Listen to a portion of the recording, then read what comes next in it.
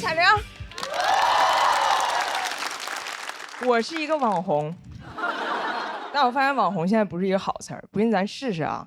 大鹏导演最近是不导了一个新电影，叫什么来着？长安的荔枝。长安的荔枝挺好，对吧？咱们把网红放进去，长安的网红荔枝，一听就不是什么好大棚种出来的。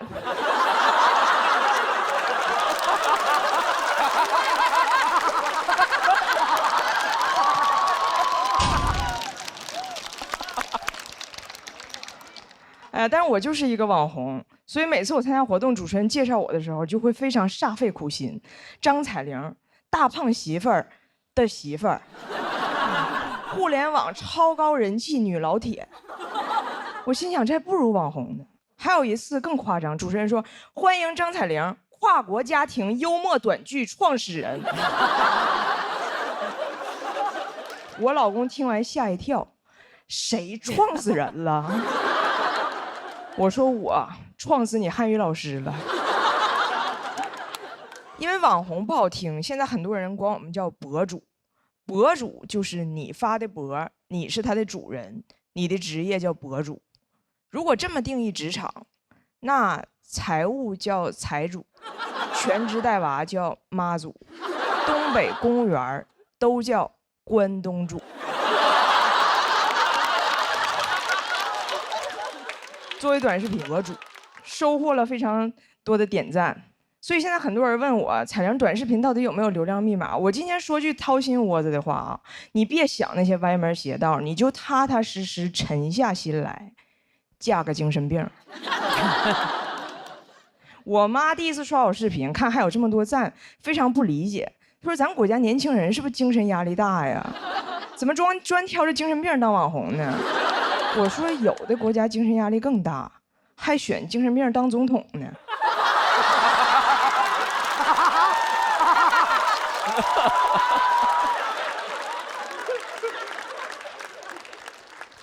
做短视频之后，我也成了个精神病。不知道你们听没听过？我以前说过一个事儿，就是讲我这个外国老公第一次来中国上蹲便不会蹲，我还得教他。对，我教他，我说双腿弯曲，重心下沉到极致。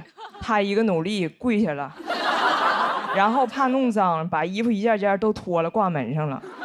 看着他的厕所上的一丝不挂啊，这要搁以前我早发火了，现在我想早发早火了。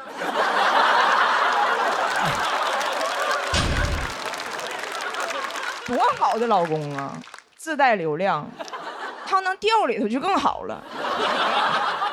每次我发我这个外国老公干了什么傻事儿，流量就很好，这感觉太让人上瘾了。我每天就刷那个点赞，除了赞我啥都看不见，看见赞我就兴奋，我成了一匹赞狼。但如果发别的内容，流量就一般。为了这个事儿，我还找了一个网红前辈去请教。我说从长远考虑，我应该写点什么内容呢？前辈问：为什么考虑长远？短视频的核心是什么？是短视。网红是什么？大家想听啥你就说啥，这叫网红。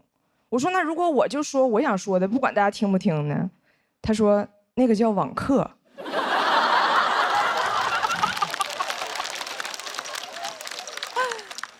前辈说网红的优点就是流量大，号说火就火；网红的缺点是寿命短，号说封就封。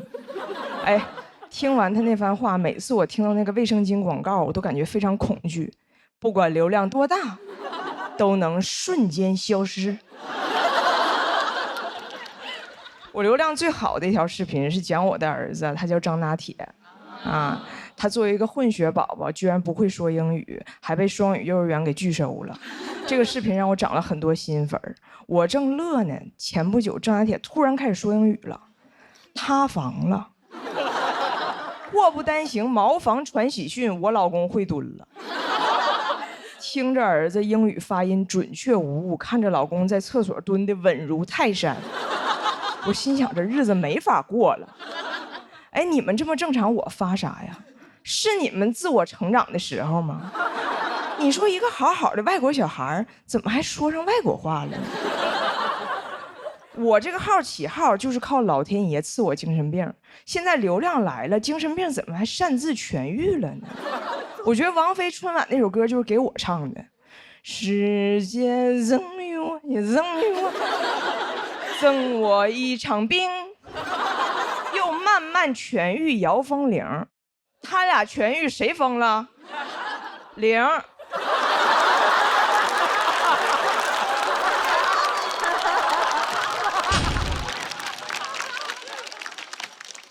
我都没敢跟家里老人说我是网红，我爷是听邻居说的，问我啥叫网红啊？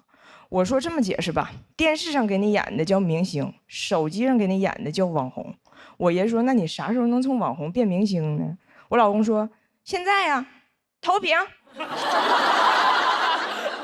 哎呀，每个网红都想被人记住，也都想向家里人证明自己是可以被人记住的。所以第二天我爷去沈阳看病，我就非要跟着。我说爷，一会儿上火车你就能看到，网红跟明星一样，有很多人认识我，非常的风光。结果那天在火车上根本没有人瞅我。马上到站了，终于有个大姐啪嚓打我一下，哎，你是那个张？我心想，证明自己的时刻到了。大姐说，你是张铁林。哎，不对，那是皇阿玛，那是皇阿玛。你别说啊，我能想起来，你别说，我能想起来。然后她转身开始打她老公。哎，老公，他叫啥来着？他叫啥来着？我老看他，你帮我想一下。哎呀，他有个儿子，他儿子可荒诞了，可愁人了，网友都拿他儿子玩梗。他叫啥来着？她老公说啊，我想起来了，我想起来，想起来，他叫那个向太。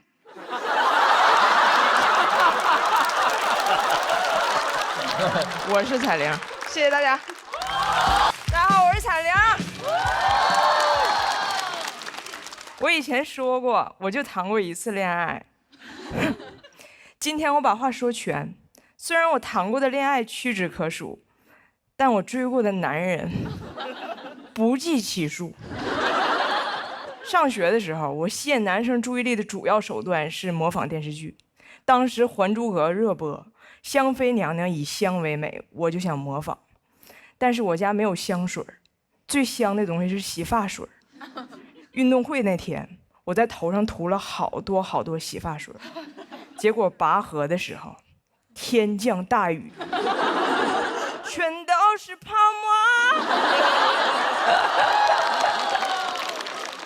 我怀疑那天我们班输了跟我有关系，因为绳子滑，抓不住，香妃没学成，成了华妃。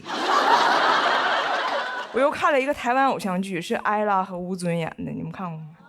啊，那里艾拉是个假小子，然后男主很爱她。我雷厉风行，剪了短发，穿男装，穿球鞋，说话声音压得特别粗。2周过去了，没有人追我，但是全校都在传我要去当兵。从拔河的情况来看，应该是个炮兵。我还模仿偶像剧女主给男生叠千纸鹤，然后把最想对他说的话写在千纸鹤里。我给我喜欢男生叠了上百个千纸鹤，里边全都是我熬着夜红着眼给他写下的高考考点。老师没收这一罐千纸鹤的时候都感动了，多少年后还跟那男生说，当年你但凡跟张彩玲早练一点儿，都能考上个3本。但是我喜欢男生说他喜欢偶像剧里那种柔柔弱弱、乖巧可爱，尤其是那种蠢蠢笨笨的，我就开始装。从那以后，他在问我这题怎么做，我都说这题第1步应该这么做，第2步人家就不会了啦。其实人家全会。考试考好了也不敢给他看成绩，生怕被他发现。我表面在装傻白甜，私底下可是数理化全来。文史哲也沾，学的可花了。我俩进入了暧昧期，我寻思得加快点速度。当时学校有一个数学竞赛，问我去不去，我说我不去，我要去看我哥哥打篮球。那天篮球比赛我做足了功课，要把女生乖巧柔弱的得分点集中呈现。我坐在篮球场旁边，手里拿着给他准备的饮料，身上披着他刚脱下来的校服，袖子里还藏着一个随时可以检查刘海的小镜子，的同时还在给他织围脖，的同时还在装自己肚子疼很虚弱，的同时还在给哥哥加油。那天给我手忙的呀，肚子疼治微博，弄刘海加油；肚子疼治微博，弄刘海加油。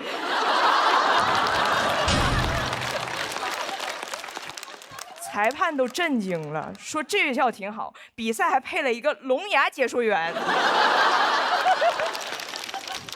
后来我发现我们班那天参加数学比赛的同学获了奖，可以申请高考加分，给我后悔的呀。我就在想，我为啥一直在装弱？就是因为这些剧给我洗脑，让我永远在幻想被一个男人征服，就是被征服。好像我出生没有别的目的，就是被征服。我出生应该就唱着就这样被你征服出生，然后医生剪断我脐带，我说你切断我所有退路。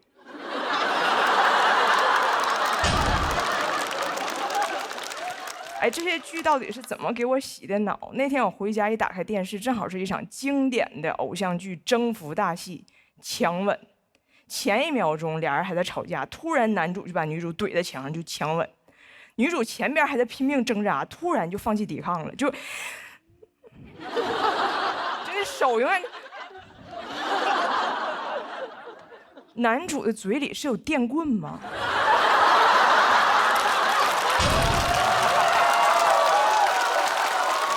霸总的嘴要是这么好用，还要警察干啥呀？巴黎街头发生暴乱，警方都不出动警力。就派去几个霸总，龙傲天、顾北辰、道明寺，把这个局面给我稳住。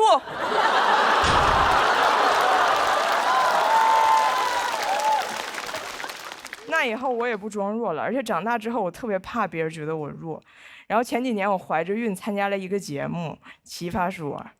当时所有人都在照顾我，从导演到演员，见着我都会扶着我一只手，让我缓缓往前走，也不知道是有喜还是慈禧。我只是怀孕，我又不是黑灯。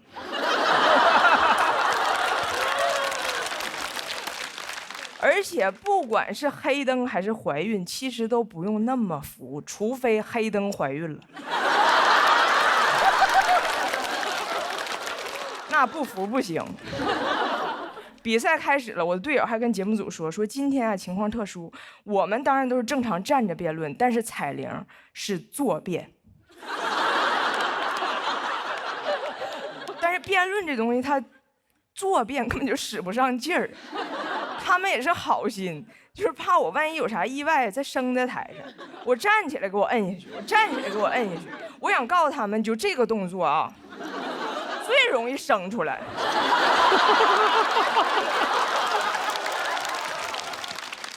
我往那一坐，手里拿着水，这手摸着肚子，然后给别人加油。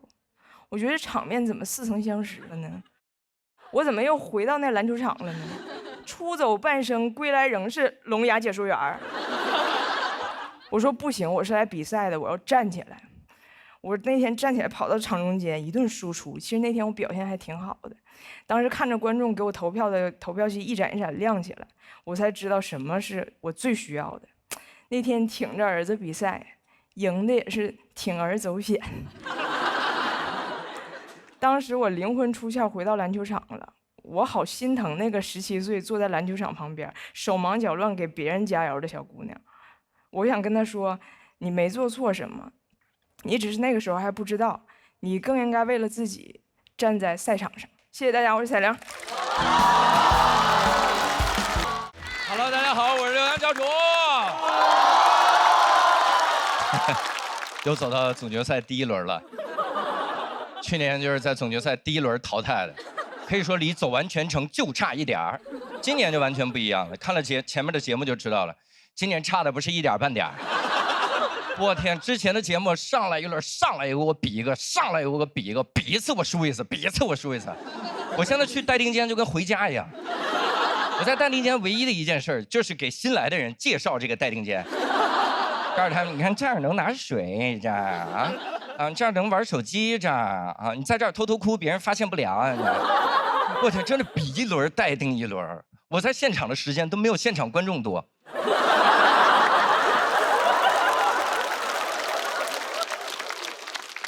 待定了，我都开始怀疑自己了。我在想我还适合说脱口秀吗？但还是大数据懂我。当天晚上，小某书就推给我一个帖子，快来喜南报名当观众吧。那一瞬间，他不是小某书，他是冒犯的艺术。而且这不是他第一次冒犯我了，他之前一直给我狂推一个2合1的洗发水，希望我来买。2合1洗发水是洗发、沐浴2合1，因为他觉得我是一个懒蛋。我洗澡的时候懒得摁2次瓶子，我说我不买，但他觉得是没有懒到我心坎上，所以开始给我推荐3合1的洗发水，洗发、沐浴、护发3合1。你很难想象一个洗发、沐浴都不分开的人有护发的需求。我说我不买，他最过分的是开始给我推荐5合1的洗发水，5合1，洗发、沐浴、护发、洗脸、剃须泡。我都不敢买，我怕我买了之后打开盒子里面就是块肥皂。而且我之前做了近视眼手术，我这个眼睛不能进水，然后汗水也不行，但是我又特别喜欢健身，然后小某书给我推荐了一个几乎完美的解决方案，他推荐我健身的时候戴一个潜水时候的游泳眼镜。各位，你有戴过潜水镜去健身吗？眼睛不可能进水，因为一看就知道水在脑子里。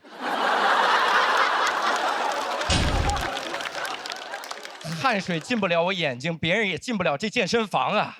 别人一进来看到我说，我去，这健身房水这么深吗？我说我干脆不如我就再背个氧气瓶，我带2脚蹼得了，我穿戴齐了健身得了。因为是这样的，各位，如果我只带潜水镜健身，别人会觉得我是一个有病的人。但如果我穿戴齐了健身，别人只会觉得我是一个迷路的人。我一进健身房说：“哎，海呢？不是，又走错了。哎呦，来都来了，练一组吧。”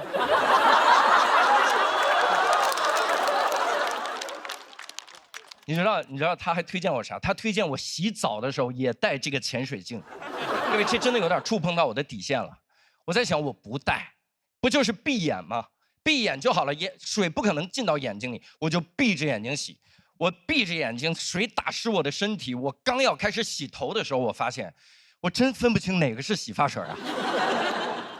我就后悔没买那个2合1的洗发水啊！那一瞬间，我都跟黑灯共情了。黑灯那个发型一看就是经常拿错洗发水啊！本来要拿洗发水，拿成了炸药。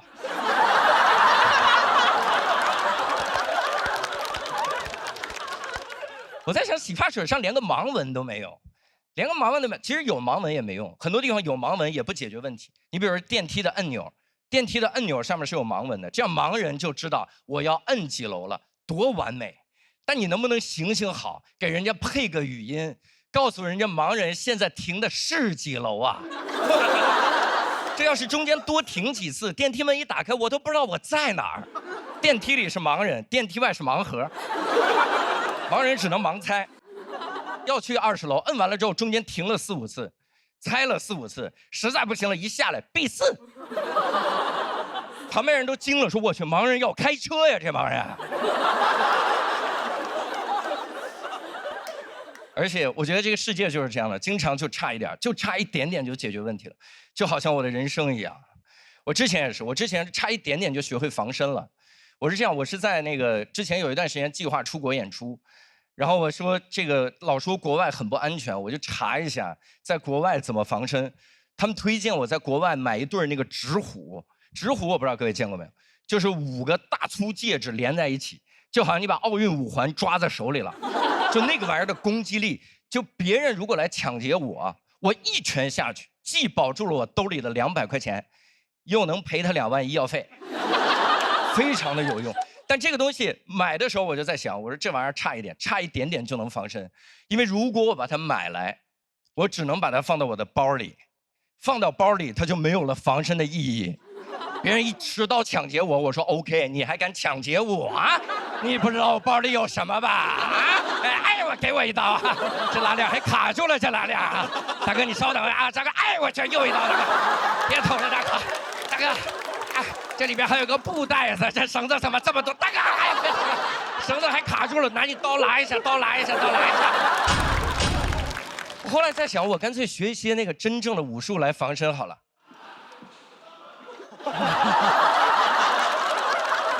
谢谢，哎，谢谢。大家好，我是彩玲。我人生遇到挫折的时候啊，最烦别人跟我说的一句话就是看开点儿。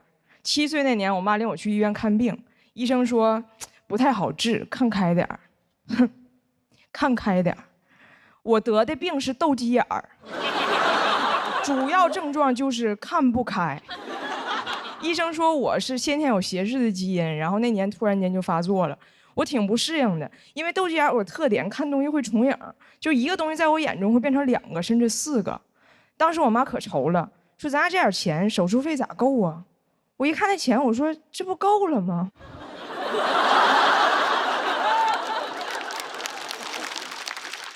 我到现在还记得，3年之后我眼睛治好了，看东西不重影了。然后有一天打开了李清照的词，寻寻觅觅，冷冷清清。我说妈，完了，复发了。但对眼也有优点，当时我家亲戚都来安慰我妈，说你女儿很优秀，除了对眼就没有别的毛病。所以当我眼睛治好那天，我想我这不就完美了吗？我再去亲戚家串门，我给人看我眼睛，看我眼睛。亲戚说，哎，这孩子眼睛哎，怎么单眼皮呢？想当年我对眼的时候，谁看我眼皮呀？再长大，这孩子怎么有点矮呢？这孩子怎么有点黑呢？这孩子腋毛支出来了，不好看，不好看。不是说好了我除了对眼就没有别的毛病吗？我问我妈，我说妈，我有这么多毛病吗？我妈说你有这么多亲戚。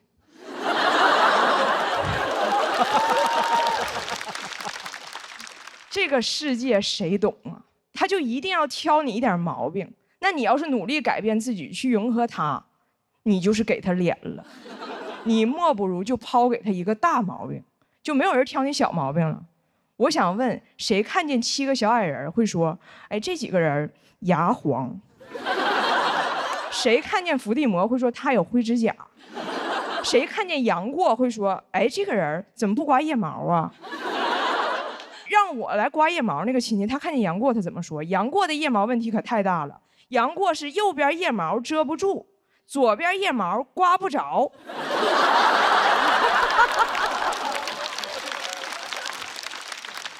我都理解《神雕侠侣》里那只雕为什么那么喜欢杨过，因为那儿有窝。但是没有人会在乎杨过的腋毛，除了那只雕。雕说：“我就喜欢待在这里，这就是我要的夜生活。”所以，如果别人总挑你小毛病，那就只能代表你没有大毛病。我职场也是一样，我当时在英国上学的时候，也在一个印度餐厅打工。当时我那个印度老板拖欠我们所有人试用期工资不给，我说我去管他要。他当时在食品库房点货，我说我要钱，他不理我。我说那我申请仲裁，然后转身摔门而去。我这一摔门，一阵冷风，我才意识到这不是普通的食品库房，这是零下10几度的冷库。也就是说，我要把我的印度老板冻成预制咖喱。当时我也很慌，我在门口想密码啥，密码啥，我得打开呀。但是人在慌乱的时候是不可能说英语的，我是不可能在那 Oh my God， 我不可能，我在那说的都是东北话，而且越着急我越口吃，我在那啥玩意儿。我远处的印度同事完全听不懂我在干什么，他们只知道我去找老板吵架了，所以他们以为我是故意把老板锁在了冷库里，然后朝着冷库的门说东方咒语。其实当时我朝着门，我是这样的，我说完了，啥玩意儿，锁里头了咋办呢？锁里头了咋办呢？我这套咒语被我的印度同事模仿了1周，他们是这样的，哇沙，哇沙，哦索里托里咋办呢？索里托里哦咋办呢？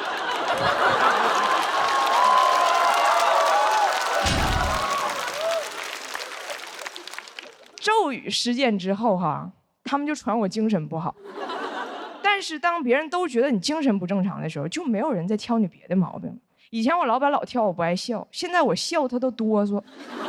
那天来了一桌客人，那几个小孩大吵大闹，我也不管。这要搁以前，老板肯定挑我，服务态度不好。但是那天他觉得我做的很好，因为他刚检查冷库，里边没有小孩。以前我总是在想怎么去打动老板，现在想明白了，打就过分了，动一会儿就行。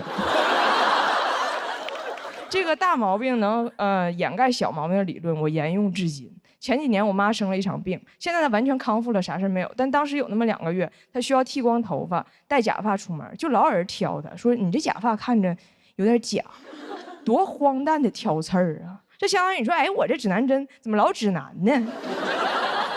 我妈当时就很生气，说他们怎么总说我？我说妈，他们就是一定要挑你点毛病。你还记得我小的时候，别人老跟你说，你女儿除了对眼就没有别的毛病。你现在往好了想，你就把假发摘了，走在街上，就没有人敢说你有小肚子、外八字、驼背，还爱背假包。我妈说谁背假包了？我说妈，你包上写的是喵喵。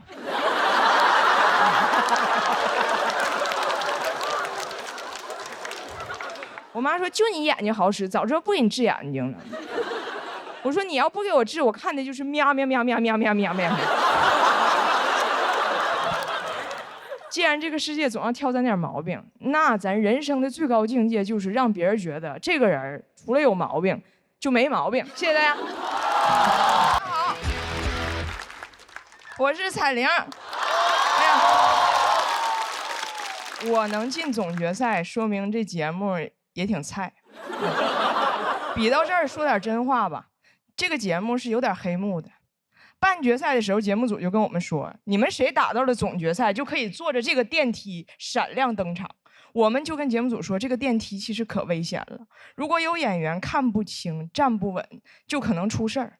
节目组说我们解决，然后当天就把黑灯和小佳淘汰了。对，确实是。我瞎说的啊！现在你们看综艺、看直播，很多话都是假话，不能当真。比如我常刷一个直播间，专门卖假包。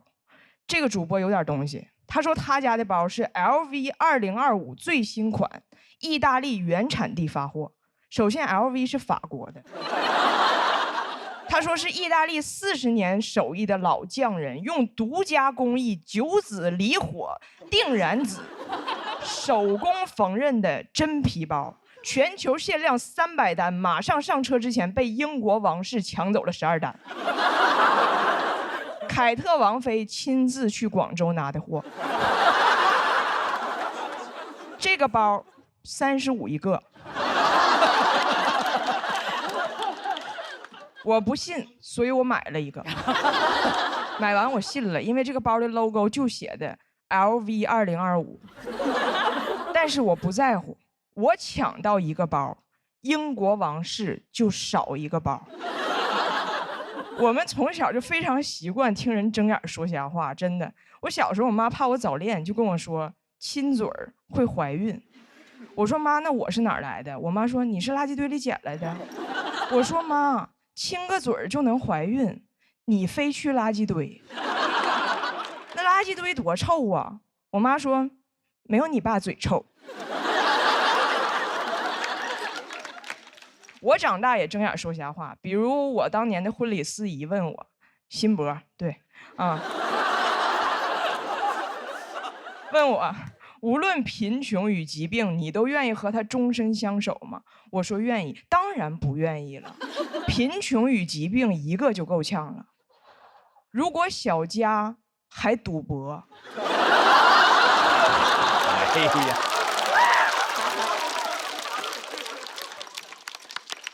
那只能再见爱人。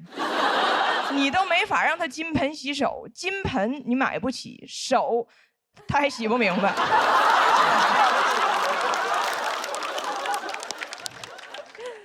我跟小佳说，我说这个梗你 OK 不？小佳说，你这个还好，他们的更过分。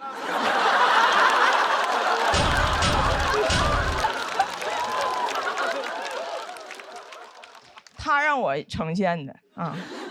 前面说的这些谎言吧，都很容易识破，但是生活中有些高端的骗术，它包裹得很好，听着就像真理似的。比如我从小就被人夸，女孩是小棉袄，女孩心细，天生就会照顾人。我当时听着可美了，我心想，我天生就会照顾人。我看《士兵突击》，我都想进去给许三多洗袜子。但你仔细想，这事儿符合逻辑吗？天生就会照顾人。医生给我接生说，哎，这小孩，你看这小孩，这胳膊上什么？套袖。这小肚子上什么？围裙。就爱刷盘子洗碗，你看给这胎盘刷锃亮。还有从小就听别人跟我说，女孩将来找个不累的工作，风吹不着，雨淋不着，太拼太爽不幸福。我工作为啥要担心风吹不着，雨淋不着啊？我不应该担心钱挣不着吗？但是当时我以为这些都是对我的宠爱，因为他们会说，你要是男孩，你给我去北上广，你甩开膀子去闯，没人心疼你。我当时6、7岁，我以为北上广是个场所，里边全都是甩开膀子的男人。直到有一次走错了，进了男澡堂，我说：“哎呀妈呀，误入北上广。”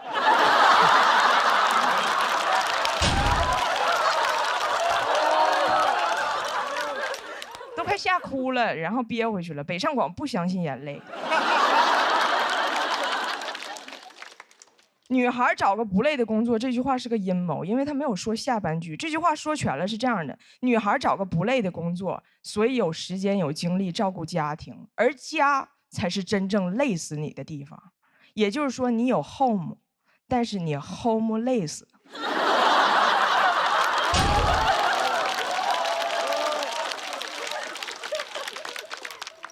这些人间清醒的发言呢，都是我这2年的复盘。年轻时候我都信了，找了一个不累可以照顾家庭的工作，很早就结婚了，生了孩子。一生孩子，又有人开始瞎说了，说母爱是最无私的，当妈妈会自然享受母乳的感觉。我不享受。母乳是什么感觉呢？你们被蚊子叮过没？现在你想象一下啊，你抱着个蚊子，6斤8两的大蚊子，嘴这么大，脑袋这么大，双眼皮儿，一次就叮你40分钟，一天叮10多回，边吃它还边哭，你还得拍它，你还不能拍死它。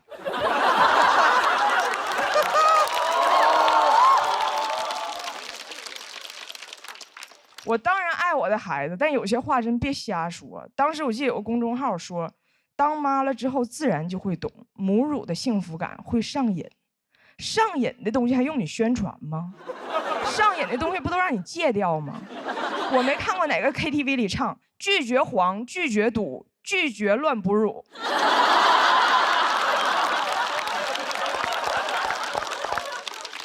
这些谎言会形成一个闭环。我找了一个不累的工作，我赚的就少，我就请不起阿姨，就只能天生就会照顾人。我越照顾人，我越无私，将来就会把钱都花在孩子身上，然后自己去直播间买 LV 2025。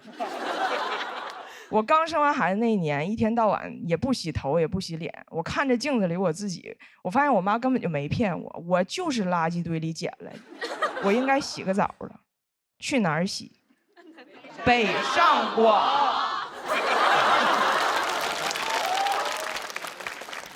这些年我的生活其实一直围绕着我的家庭。以前也有人问过我，你怎么说啥都离不开你家的事儿？因为我几乎没有我自己的生活，所以今年来这个节目其实就是一个目的，我就是想看看我脱离了我的家人，我的孩子，我到底可以跟我自己说点什么。每说一次在这台上，我都在跟我自己对话，我都无比珍惜。这个世界上有很多谎言，但是今天我说句真话，我有点爱上我自己了。谢谢大家，我是彩玲。大家好，我是彩玲。我这个人情绪稳定，很少哭。我妈教育有方，小时候日记被我妈偷看了，哭。我妈说：“你日子多幸福啊！你想想那非洲小孩，饿的都吃不上饭，人家都不哭，你哭。”我说：“你咋知道人没哭呢？非洲小孩日记你也偷看呢？”我妈说：“哭没用，写日记也没用，要是真喜欢写，就写出高分作文才有用。写作文老是那个题目，我爱我的妈妈。我当然爱我妈妈了，别人妈妈那不阿姨吗？想得高分永远是那几句话。我的妈妈在我高烧的深夜照顾我，在雨中接我放学，为我打伞，淋湿了自己。哎，淋湿的永远是我妈，但发高烧的永远是我。那年东北旱灾，庄稼旱死了上百亩，我妈被雨淋湿了47次。我妈在哪儿哪儿下雨，铁岭萧敬腾。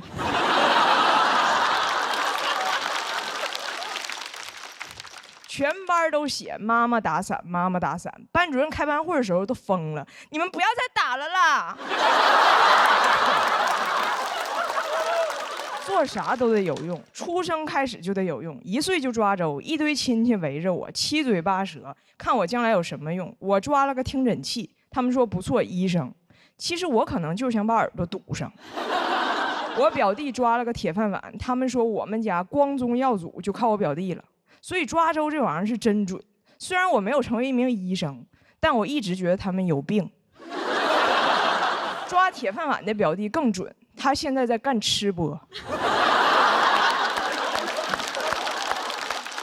就算死了也得有用。我姥爷走了20年了，这20年我姥每周给他准备3根破香蕉和5个过期月饼，求他办了70多件事儿，就没有人考虑过他生前糖尿病。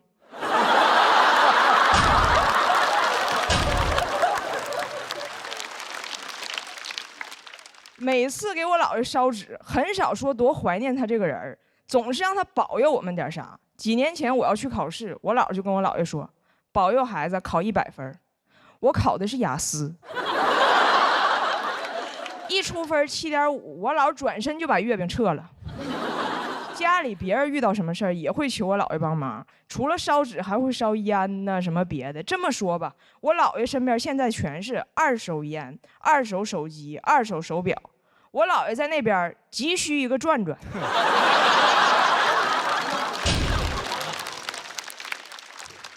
做人做鬼核心都是有用。前几天我姥摔了一跤，没有人告诉我。我妈后来说，告诉你，你回来也没有用。人呢，还是要做有用的事儿。你就好好整理短视频。我说妈，如果所有人都只做有用的事儿，谁刷短视频？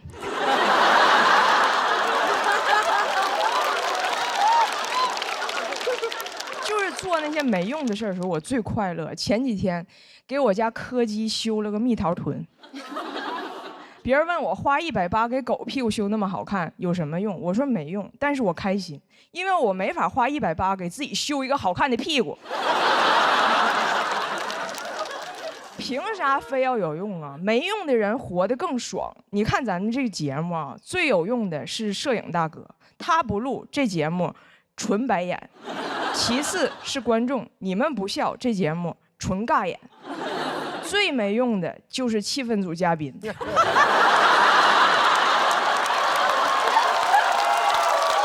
太早了，他们不点评，这节目纯享版。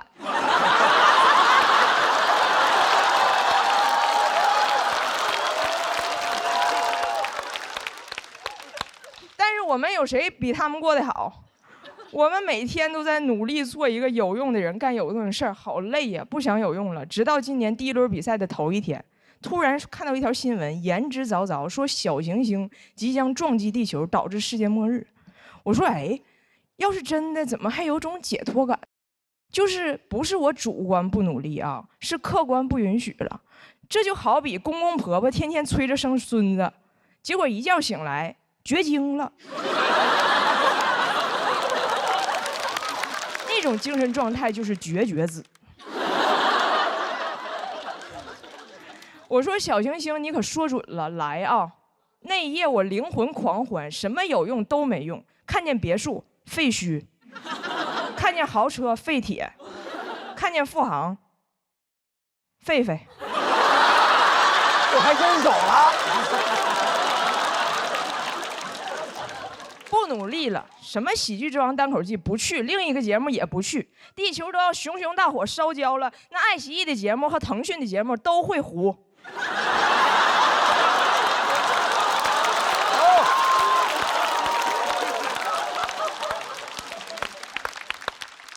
人情世故我不再在乎。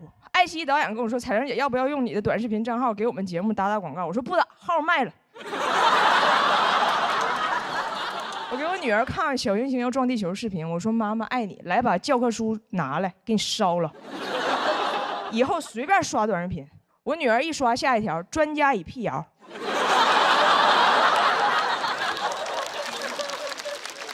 我说：“写作业去，把火也灭一下。”我女儿说：“妈妈，那你呢？”我说：“我看喜剧，爱奇艺，喜剧之王单口记，花小钱看大戏，连续包月更便宜。”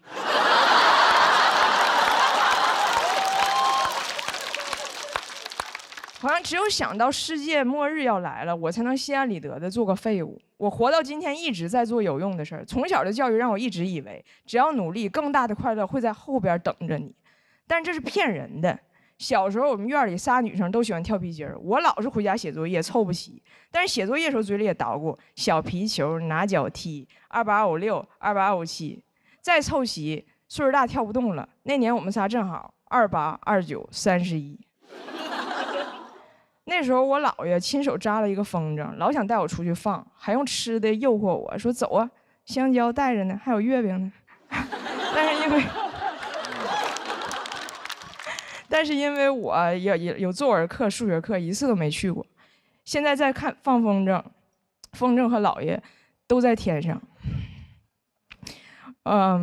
我写完这篇稿子，跟我女儿说，什么都没用，你的世界你快乐最有用。我女儿说：“对呀，我的世界本来就没有别人呢。”谢谢大家，我是彩玲。